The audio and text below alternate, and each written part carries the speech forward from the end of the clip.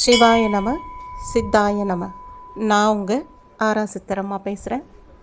ரொம்ப ரொம்ப முக்கியமான விஷயத்தை பற்றி இந்த பதிவில் நாம் பார்க்க போகிறோம். ஒவ்வொரு பக்தரும் தெரிஞ்சுக்கக்கூடிய ரொம்ப ரொம்ப அவசியமான ஒரு விஷயம். சிவபெருமானுக்கும் ஆவிக்கும் என்ன தொடர்பு? முதல்ல இதை பற்றி பார்ப்போம்.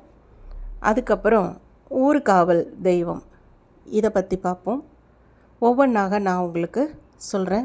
இந்த பதிவு முழுக்க நீங்கள் பார்த்தீங்கன்னா நிறைய விஷயங்களை தெரிஞ்சுக்க முடியும்.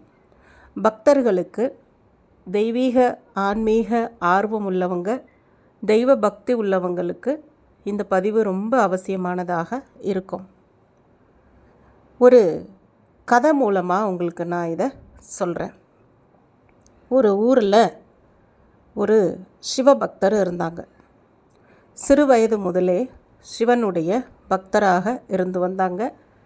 வாழ்க்கையில் அவங்க எல்லாவித கடமைகளையும் பொறுப்புகளையும் மிக சரியாக செய்துக்கிட்டே வந்தாங்க. அவங்க எல்லா செயலையுமே சிவார்ப்பணம்னு தினமும் சொல்லிடுவாங்க. காலையில் எழுந்துக்கும்போது என்னுடைய இந்த செயலெல்லாம் உனதே சிவார்ப்பணம்னு சொல்லிடுறாங்க. இரவு தூங்கும் பொழுது நான் செய்த இந்த செயல் யாவும் உனதே அப்படின்னு சிவார்ப்பணம் சொல்லிட்டு உறங்க போயிடுவாங்க. அந்த அளவுக்கு சிவன் மேலே பக்தி உள்ளவங்க. இன்பம் வந்தாலும் சரி, துன்பம் வந்தாலும் சரி, வசதி வந்தாலும் போனாலும், வாழ்க்கையில் உறவுகள் இருந்தாலும் இல்லாவிட்டாலும், அன்பு இருந்தாலும் இல்லாவிட்டாலும், எல்லா நேரத்திலும் சமமான ஒரே நிலையோடு, எதுவும் எனதில்லை அப்படிங்கிற ஒரு நிலையோட அர்ப்பணத்தோடு வாழ்ந்து வந்தாங்க. சிவன் இவங்களுடைய பக்தியை பார்த்து மெச்சி ஒரு நாள் நேரில் வந்து, உனக்கு என்ன வேணும்? நீ இப்படி வாழறியே, உனக்குன்னு எதுவுமே இல்லாமல் நீ இப்படி இருக்கியே, உனக்கு ஏதாச்சும் நான் தர விரும்புகிறேன், என்ன வேணும் உனக்குன்னு கேட்குறாரு. அப்போ அவங்க, எனக்கு எப்போ தேவையோ அப்போ நான் கேட்குறேன், இப்போ எனக்கு ஒன்றும் தேவைப்படலை அப்படின்னு சொல்கிறாங்க. இப்படியே காலம் போய்கிட்டே இருக்குது. ஒரு நாள் அவங்க ஒரு காட்டு வழியை நடந்து போய்கிட்டு இருக்காங்க. அப்படி நடந்து போய்கிட்டு இருக்கும்பொழுது ஒரு பெண்ணினுடைய கூக்குரல் வந்து கேட்குது.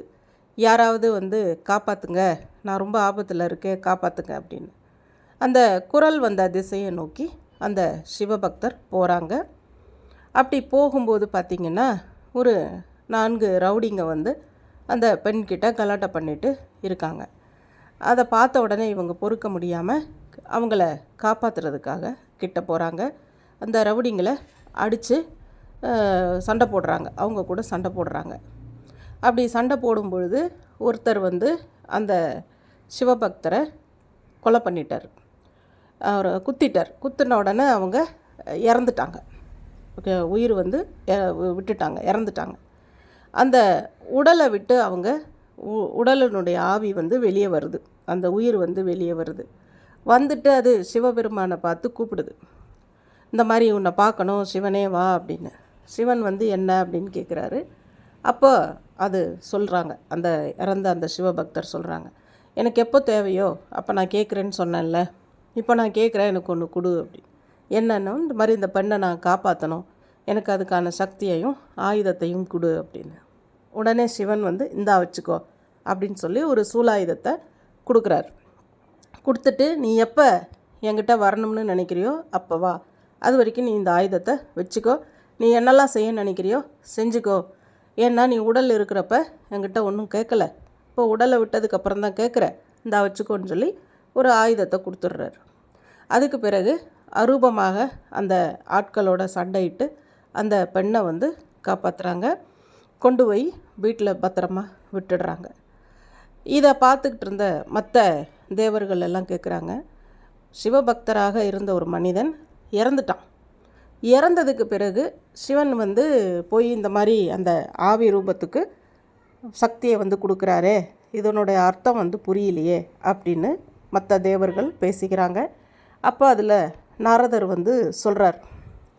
நாரதர் என்ன சொன்னார் அப்படின்னா, சிவனை கும்பிட்றதுக்கு உடல் இருக்கணும், உடல் இல்லாமல் இருக்கணும், ஆவியாக இருக்கணும், பேயாக இருக்கணும், பூச்சியாக இருக்கணும், கரையானாக இருக்கணும், எறும்பாக இருக்கணும், பறவையாக இருக்கணும்னு இல்லை, எதுவாக இருந்தாலும் சிவன் பெருமானுக்கு ஒன்று தான். ஆவியும் ஒன்று தான், மனுஷனும் ஒன்று தான். உடல் இருந்தாலும் ஒன்று தான், உடல் இல்லைனாலும் ஒன்று தான். அதனால் சிவன் எதையுமே பார்க்க மாட்டார். உயிரோடு இருக்கும் பொழுது ஒன்றும் கொடுக்கலனாலும் அந்த இறந்த ஆவி கேட்குறப்போ கொடுக்குறார். அது என்ன நோக்கத்துக்காக கேட்குது? இன்னொருத்தரை காப்பாற்றுறதுக்காக கேட்குது. அதனால் கொடுத்துருக்குறார். ஸோ சிவபக்திக்கு எவ்வித தடையும் இல்லை. இப்படித்தான் இருக்கணும்னு எந்தவித அவசியமும் இல்லை. அதுதான் சிவனுடைய பெரிய ஒரு பக்தியில் இருக்கக்கூடிய ரகசியம் அப்படின்னு சொல்லி நாரதர் சொல்கிறாரு. பிறகு இந்த பெண்ணை காப்பாற்றி விட்ட அந்த அரூபமான அந்த ஆவி என்ன செய்யுதுன்னா, ஒவ்வொரு ஊருக்கும் அப்படியே போகுது. எங்கெல்லாம் யாரெல்லாம் ஆபத்தில் இருக்காங்களோ அங்கெல்லாம் அவங்கள காப்பாற்றிக்கிட்டே இருக்குது. அரூபமாக இருந்து காப்பாற்றிக்கிட்டே இருக்குது. பசி தாகத்தால் அது வாடி நிற்கும்போது இந்த ஒரு ஊருக்கு வருது. அந்த ஊரில் ஒரு எல்லை சாமி இருக்கார். கருப்பசாமி, வீரபத்திரன், முனீஸ்வரன், மதுரை வீரன், இப்படியெல்லாம் நம்ம ஒவ்வொரு ஊரில் சொல்கிறோம் பார்த்திங்களா. அந்த மாதிரி ஒவ்வொரு ஊர்லேயும் ஒரு சிவ அம்சம், சிவனுடைய மறு அம்சமாக இருக்கக்கூடிய இந்த எல்லை தெய்வங்கள் இருக்குது. அப்போ இந்த ஆவி வருது. அங்கே அவர்கிட்ட பேசுது. இந்த மாதிரி எனக்கு ரொம்ப பசிக்காது, பசி தாகமாக இருக்குது, நான் என்ன பண்ணட்டும் அப்படின்னு. உடனே என்ன பண்ணுறாரு கருப்பசாமி, எடுத்து என்கிட்ட இருக்கிற உணவை இந்தா சாப்பிடு அப்படின்னு கொடுக்குறாரு. அது எடுத்துக்குது. பிறகு அது நின்று யோசிக்கிறத பார்த்துட்டு, என்ன யோசிக்கிற அப்படின்னு. இந்த மாதிரி நான் ஊரில் நடக்கிற ஒவ்வொரு ஆபத்துலேருந்தும் மக்களை காப்பாற்றணும்.